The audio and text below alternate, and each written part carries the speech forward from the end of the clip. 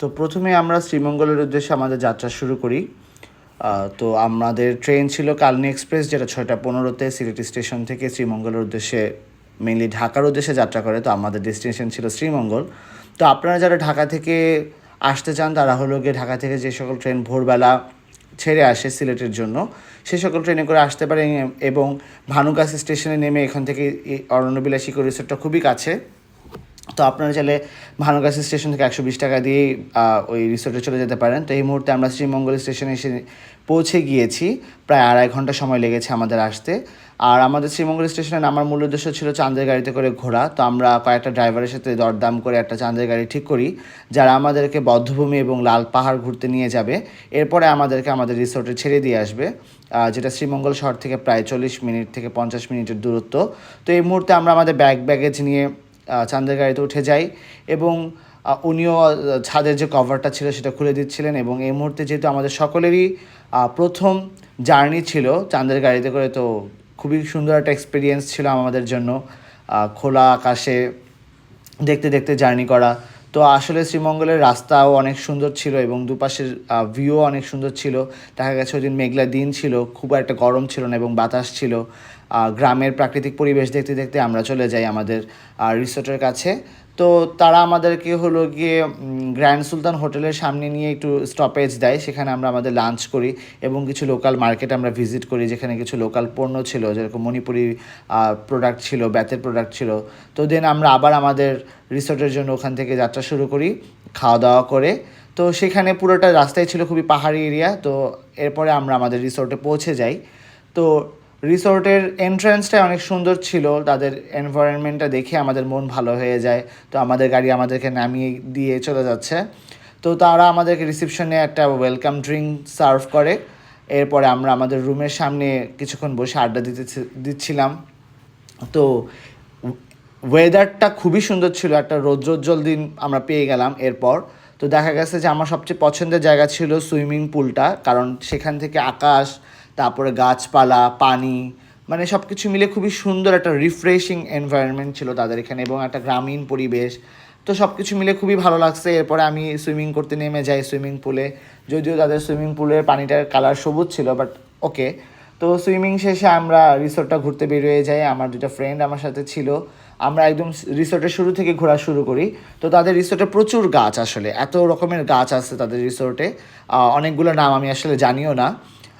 তো তাদের রিসোর্টে ঢোকার পথে কিছু ফুলের গাছ আমাদের চোখে পড়ে। তো আমরা ফুলের গাছগুলো দেখতেছিলাম। তারপরে একটা দেখলাম যে মুক্ত মঞ্চের মতো জায়গা ছিল, যেখানে আপনারা প্রোগ্রাম করতে পারেন, ওপেন স্টেজ।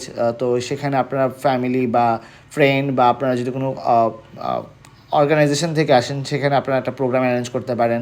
তো আমি একটা সিঁড়ি পেয়ে গেলাম, তো সিঁড়ি দিয়ে ওঠা শুরু করছি। তো সিঁড়ির দুই পাশে অনেক সুন্দর সুন্দর গাছ ছিল এবং একটা সুন্দর বসার জায়গা। তাদের এখানে আসলে বসার জায়গাগুলো খুবই সুন্দর, একটা ইউনিক মানে ডিজাইন তারা রেখেছে, একটা গ্রামীণ আবহ সৃষ্টি করেছে তারা খড় বা ছন ইউজ করে। তো এছাড়া কিছু আর্টিফিশিয়াল অ্যানিমেল তারা ক্রিয়েট করেছে এবং দূর থেকে আমি একটা কেজ দেখতে পাচ্ছি, যেখানে হয়তো বা কিছু পশু পাখি আছে। তো আমি ওটার কাছে যাওয়ার চেষ্টা করতেছি। তো আচ্ছা ঠিক আছে, যাই দেখি এখানে কি আছে আসলে। ওকে, আমি এসে গেছি প্রায়। তো এখানে আমি দেখতে পাচ্ছি দুটা নীল কালারের পাখি, আমি এই দুটার নাম জানি না আসলে। পাখি দুটার পা অনেক বড় ছিল। তো পাশের খাঁচায় আমি দেখতে পেলাম যে অনেকগুলো কবুতর আছে এবং একটা খরগোশ কবুতরের খাঁচার নিচে শুয়ে আছে। তো খরগোশটাকে আমি ফোকাস করা ট্রাই করতেছি, বাট করতে পারি নাই।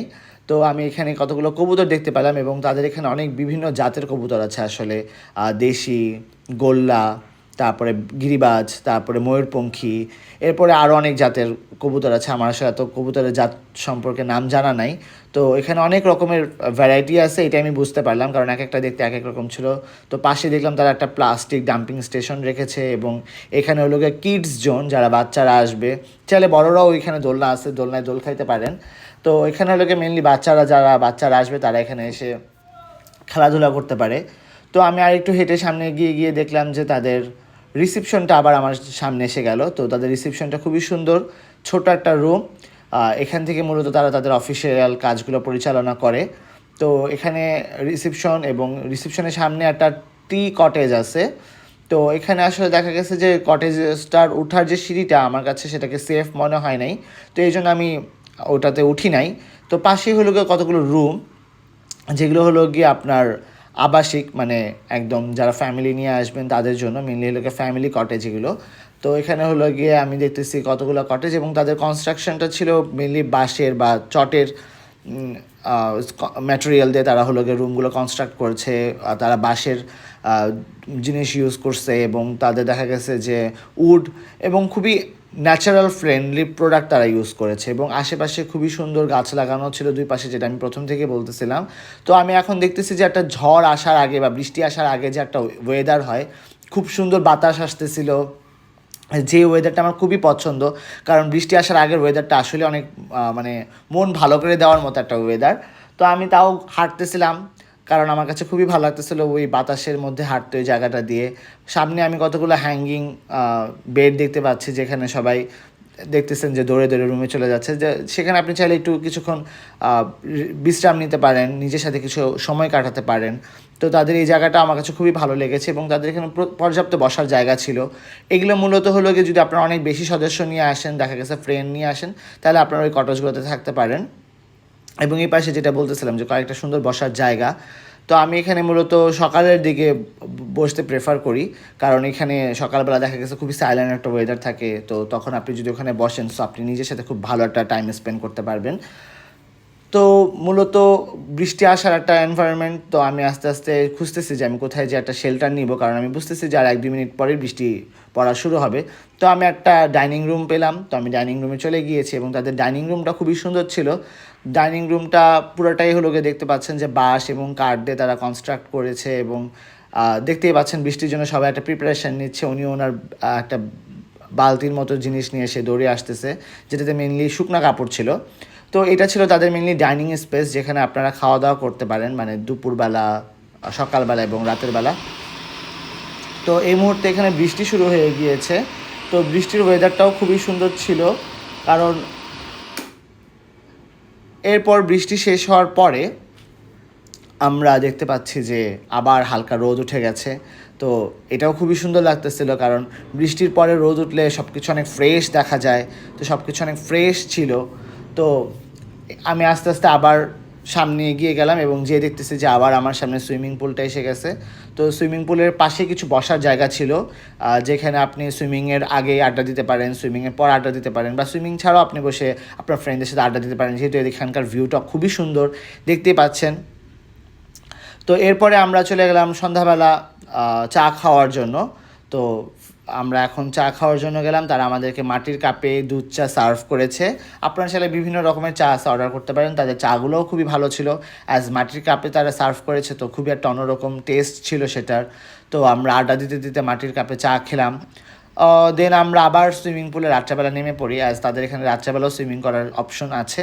তো আমরা এখানে প্রায় অনেকক্ষণই সুইমিং করি, রাত 10:30 পর্যন্ত তাদের ওখানে সুইমিং অ্যালাউ থাকে। তো আমরা রাত 10:30 পর্যন্তই সুইমিং করি, অ্যান্ড দেন পরের দিন সকালবেলা ঘুম থেকে উঠে ওয়েদারটা একবার দেখেন, জাস্ট খুবই সুন্দর বাতাস এবং হালকা মেঘ, মানে খুবই সাইলেন্ট একটা ওয়েদার। আমি চেষ্টা করেছি খুব সকালে ঘুম থেকে ওঠার, 6টা-7টার দিকে আমি ঘুম থেকে উঠেছিলাম, এবং এখানেও কিছু বসার জায়গা আছে আমার কটেজের সামনে। দেন আমরা আবার রিসোর্টের কিছু জায়গা আমাদের ঘোরা বাকি ছিল, সেখানে ঘুরতে চলে যাই। মেনলি এখানেও কিছু রুম আছে, যেটাকে তারা শামুক বিলাস বলে। তো এখানে মূলত হলো গিয়ে 2টা রুম আছে, এবং রুমের সামনে সুন্দর গাছ আছে, এবং এটার কনস্ট্রাকশনটা একটু ভিন্ন রকমের। এটা ইটের তৈরি, বাদ বাকিগুলো ছিল আপনার দেখা গেছে যে বাঁশের বা চটের, বাট এটা হলো গিয়ে ইট দিয়ে কনস্ট্রাক্ট করা এই রুম 2টা। এবং এই 2টা হলো গিয়ে কাপল হাউসের মতো আর কি, আপনারা চাইলে 2জন সদস্য এখানে থাকতে পারেন, বা আপনার ফ্রেন্ডরা এসেও থাকতে পারেন, হয়তো বা তাদের সাথে কথা বলে আপনারা নিতে পারেন। তো এই 2টা রুমে হলো গিয়ে এসি রুম ছিল, এবং রুমের সামনে একটা বসার জায়গা ছিল।